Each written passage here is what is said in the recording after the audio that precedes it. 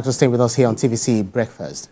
Now, troops of the Nigerian army have killed 6 suspected members of the indigenous people of Biafra and its armed militant wing, Eastern Security Network, known as ESN, in Abia State, southwest Nigeria.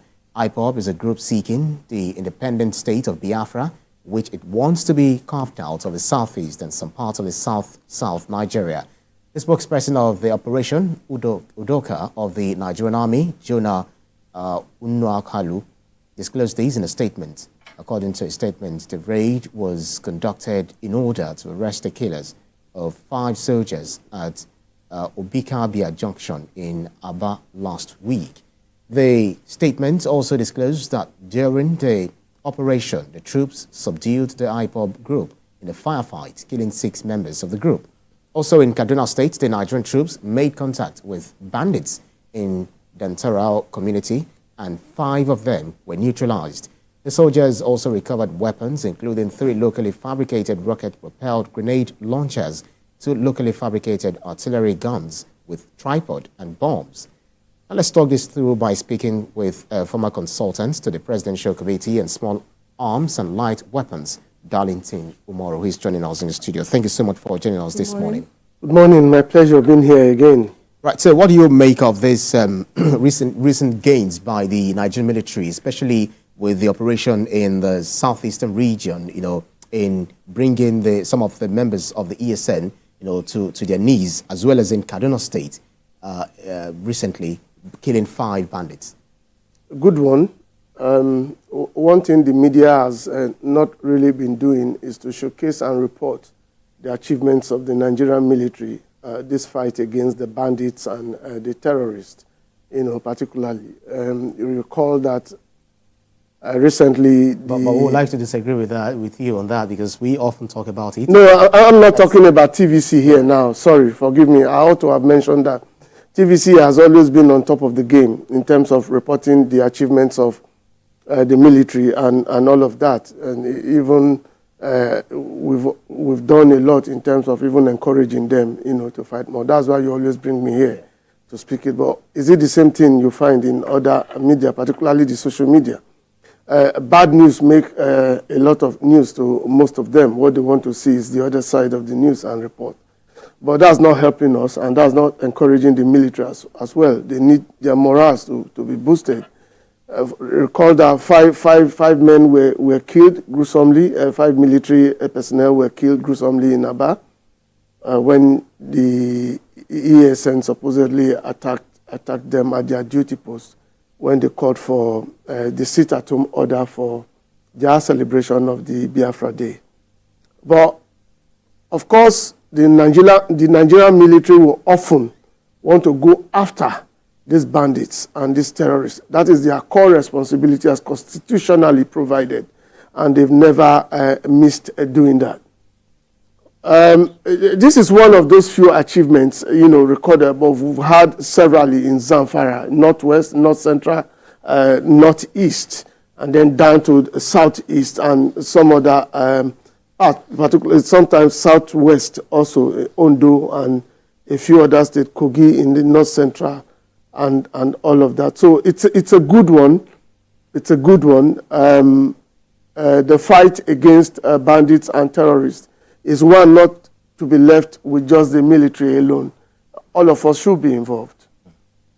And if you compare it with the last administration, you will notice that we've recorded a level of success. What are we doing right? And when we're talking about what we are doing right, let's look at this on a brighter note. If you look at some of the stories, Kaduna, Abia State, it mentioned that the troops were able to recover some locally made rifles, locally made guns and all that. So this means rocket launchers. Yes. So this means that we have the capacity to make some of these things within the country, and rather than importing them, I'm looking at it from the bright side. What do you make of this? Not the bright side. For us to explore this. Well, I don't know what you call bright side. It's even more dangerous for us. We've been here. We've talked about the power of the blacksmith in Nigeria and their expertise at this point in time. And I once said in this studio that in one of our trainings in whether Kebbi or thereabout, where we had the locally fabricated weapons and those fabricated by the Europe and American factories. Yeah. It got to a point where we found it difficult to separate which one was locally manufactured. That is to tell you about the expertise the locally manufactured manufacturers have gone to. I take your attention back to somewhere in Delta State recently, where a locally manufacturing a factory was busted by the Nigerian military. Now, the magazine for the AK-47 is supposed to take 30 rounds of live ammunition. Now, in that locally local factory, they discovered magazine that could be manufactured there that could take 60 rounds of live ammunition. So what does that tell you? It tells you that they are even trying to surpass what the foreign recognized manufacturers are doing. It has become a menace. Somewhere in Plateau State, also about a year or two ago, some men were arrested who were manufacturing the AK-47 rifle. Now, I have some of them in my phone, but time will not permit me to show you. Otherwise, I would have displayed to you some of these AK-47 rifles that are manufactured by this, sometimes even AKM, that are manufactured by these local people that are even looking a bit more sophisticated than the AK-47 manufactured in Europe, America, and Asia. So what does that tell you? It tells you that beyond what comes into this country as illicit weapons, those manufactured here have become a bigger problem, because now you are not even talking about stopping them at the border. They are easily accessed by the civilian non-state actors. And so it's not beautiful. It's a problem. It's a bigger problem for us. But a part of your question says, what is this administration doing differently? Very interesting. I've said here some time ago that one of the things we need to cut down or reduce the strength of terrorists and bandits is to cut down the supply of PMS. Now, you notice that these bandits and terrorists, when they move en masse. And when they move with motorbikes, they move with about 200 or 100. Now, those motorbikes or vehicles cannot move without PMS. If you're saying cutting down the supply of PMS, are you saying to the communities along the borders? Now, I was coming to that now. Now, what this administration just did recently, only about 2 weeks ago, both Mr. President, the Office of the NSA, and the Customs, the Controller General of Customs, Adeniyi, now they came together and set up what they call Operation Whirlwind of the Nigerian Customs.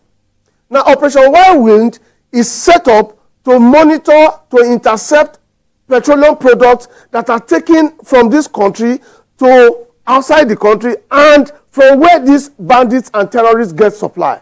Now, this Operation Whirlwind of the Nigerian Customs is supervised by a coordinator called HK Ejibunu. Ejibunu made a lot of impact, a lot of achievement when he was the controller of the FOU Zone A, and now moved to headquarters to now handle this movement and this attack on, or well, this recovery, this stoppage of this movement of fuel to the hands of terrorists and bandits. In just 1 week, in 6 states, they've been able to recover over 980-something liters of fuel, amounting to several millions, over 192 million naira. Illegally smuggled or illegally being taken to the forest or being taken to other parts of the country from border states, Kebbi, Sokoto, Cross River, Lagos, Abeokuta, and Adamawa. Yesterday, the Controller General of Customs, addressing the press, displayed some of those petroleum products that were intercepted.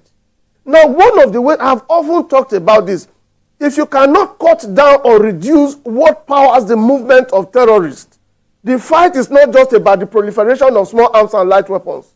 Ejibunu in 1 week, Ejibunu in 1 week, if they could recover intercept over 980,000 plus PMS, aside from the economic gains, apart from the economic challenges, the fuel insecurity.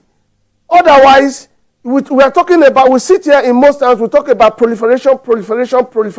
Yes, they have these weapons. Yes, these weapons cannot work if they are not able to move, if they are not mobile, to go from one part of the country to another.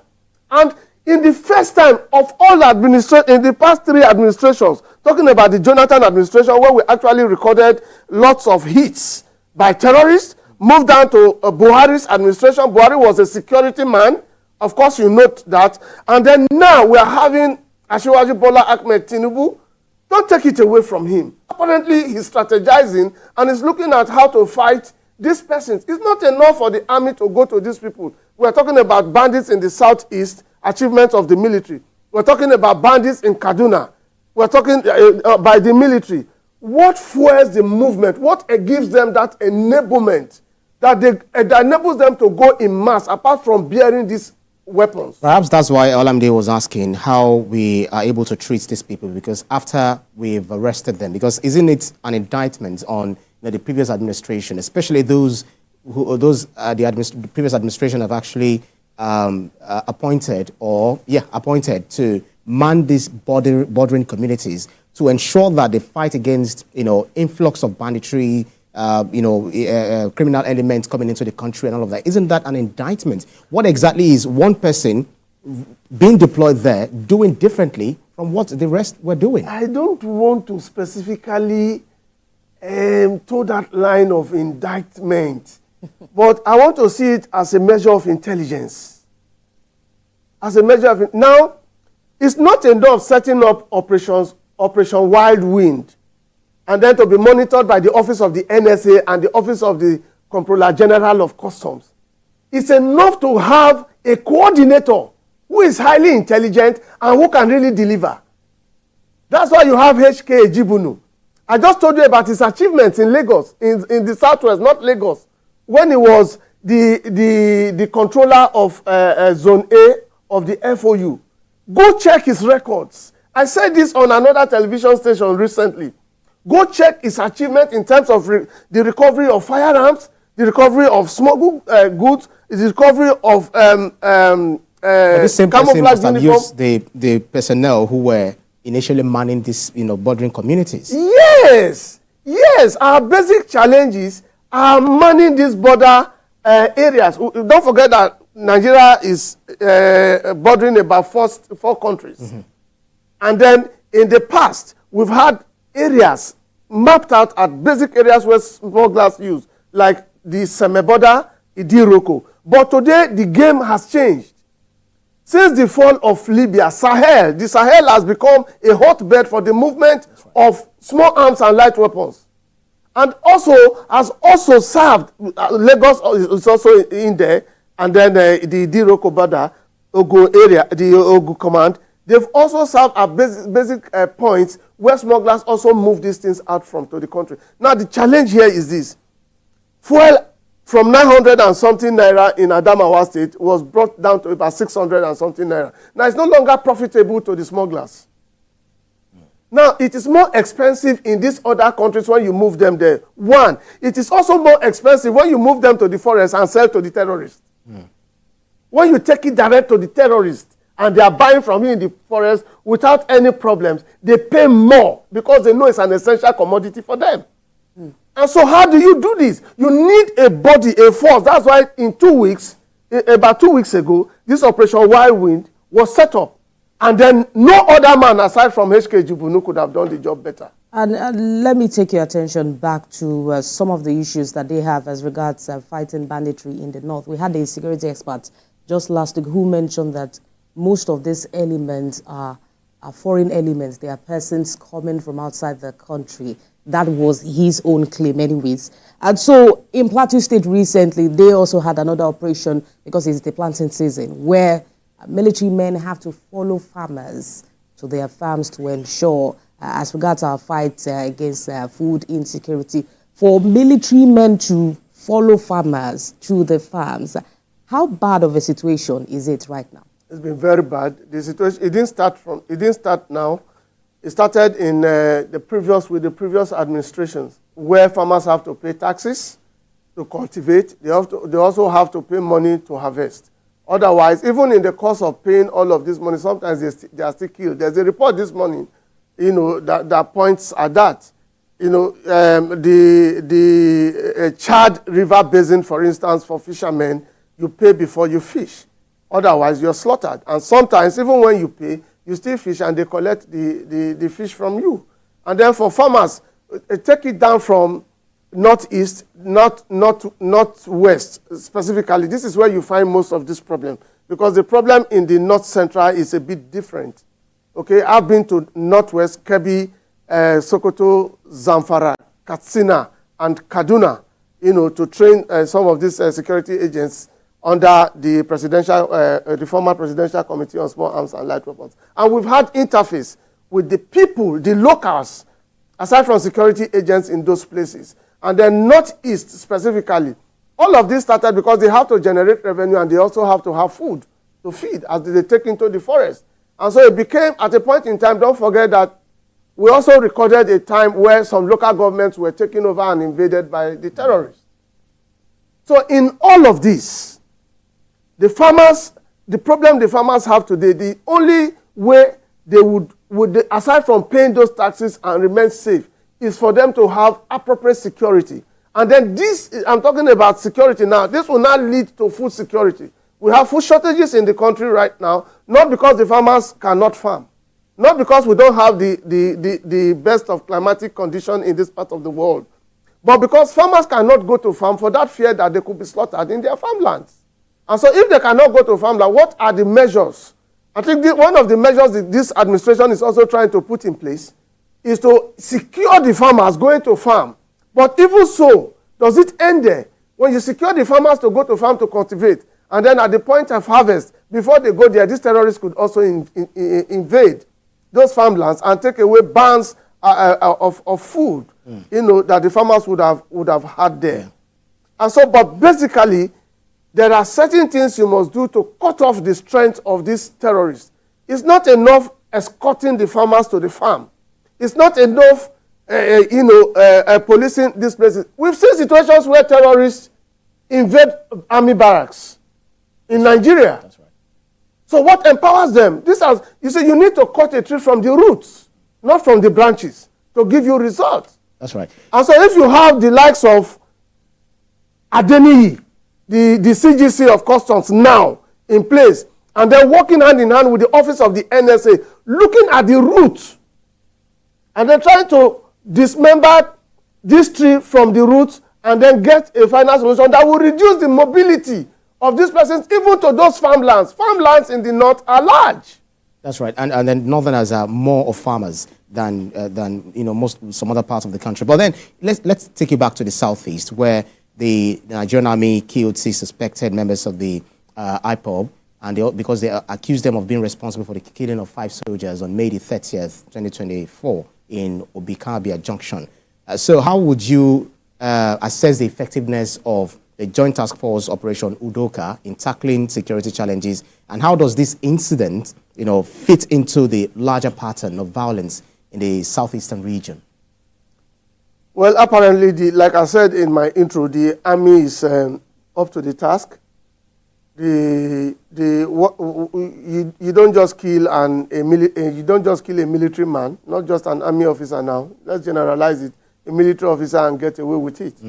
They will get to every length, every nook and cranny of that part of the country to ensure that they fish out, they smoke out those of them who were involved in that nefarious activity. And exactly what the military is doing right now, and they were able to get to the point in the forest. But some Nigerians are not finding it funny. They believe that it is only when that happens to them that they show their might, they show their strength, rather than using the same strength when they are supposed to bring it to bear in fighting these people up front. We can't remove the hand of Simon Ekpa, who is far away in Finland, in all of these issues going on in the southeast. Apparently, that's correct. That's very, very correct. But what is not also right on the part of those of them who would always have that belief or propound that same theory that the army will go all out only when it affects their own. It's not correct.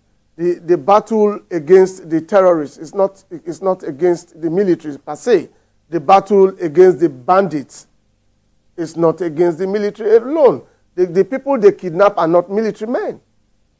And so some of these theories must come up because you have apologists to these persons also, irrespective of how bad they could be. The activities of ESN got to this point because they are the militant aspect, a body of IPOB agitating for. Yeah, there's nothing wrong with any part of the country asking for asking to go their separate ways, but you must go the constitutional way. You don't use force. You don't kill an army officer and expect to go away with it just like that. You know, beyond the army officer, the others will suffer. You remember what happened in Delta State recently? That problem is still there. Was it only those who committed that crime that suffered it? Both the apologists of those of them who committed that crime are also suffering it at the moment. So we must not support crime. We must do everything to ensuring that we do not support crime. We need peace to be able to live, to cohabit together. Otherwise, if we lose it, we lose it. The only people meant or constitutionally meant to secure the territorial integrity of this country is the military. And so anything that has to touch the military touches the nation as a country. That's right. And to an extent, the military cannot actually do without persons living in most of these communities. The military have come out most times to say that the people also have to help with information because some of these IPOB members, ESN members are also residents of that community that even community members know them. How do we bridge this gap? Because this sort of indicates as a lack of trust in the military to protect them. And that's why when we have issues like this, people just run and not even bother about what's going to happen to the community that they are living in. How do we bridge that gap between the military and the people? Well, I think the military has, they have several programs that have to do with relating with their communities and environment. Sometimes they go for this medical outreach. They open their barracks for worship. People go into barracks on Sundays to worship. On Sundays, Fridays also, which has also created a problem for the barracks. I said this some time ago when the NDA was attacked, a couple of years back. You see, on those days where they open the barracks, the gates for civilians to come in, because of that relationship established, it helps some of these terrorists and bandits to go in and then do surveillance in areas where if they need to go in and do some of those things. Again, we cannot ask the military to stop all of that relationship because otherwise the military will be seen differently by those people, indigenous of where their barracks are sited or located. That's right. But it has the good side, it also has the bad side. But the military over time has not secluded themselves completely from the indigenous of people where they reside and where they live because they too are Nigerians. One, two, they were civilians before they became military men. Yeah. And so that interrelationship they must coexist with these people around them. But the problem is that people should not take advantages of that. The wrong thing that has happened in the South is, like I said some time ago, is to have allowed the proliferation of small arms and light weapons. It is to allow the ESN to have been armed by whoever armed them. It is easier to give a gun to a man, but it is very difficult to retrieve that gun from that man. Because even you could be his next victim. Mr. Umaru, to my main question, how safe do you think I will be if I serve as an informant for the military? That's just the direct question. That has been a challenge. That has been a challenge, particularly with these other security agencies. You know, not just the military now. Over time, we have had situations where informants give out information, but along the line, they are given away. And then when they are giving away their lives and those of their families, becomes a problem. Now, that's why you find in most times, people find it difficult to go give evidences in law courts. You face the man directly and say, you know this about him. Because sometimes what the court will want to base its judgment on is evidence. And though you say, I saw it, I knew it, and I said, but what informants do, the military, I think, is beyond what we find with the police. The military, in most times, they gather their information, their intel, and then they keep it within themselves. Aside from using the artificial intelligence, combining that with the human intelligence. Yeah. You know, in all of this, the military cannot be at every point to get the information of movement. And so that's why I said it's a thing that has to do with all of us. If you see something, you say it. You must not necessarily be a paid informant if you want to be alive, because you cannot secure yourself, because the Nigerian nation today has not granted licenses to everybody to carry firearms. That's right.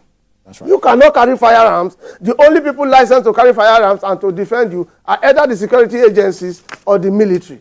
And so that is why you must work with them to give out information. Most of these attacks or most of this defense you find from either the security agencies or the military. That's right. It's not something they on their own only gathered. It's some information supplied to them. And we need to continue to do so.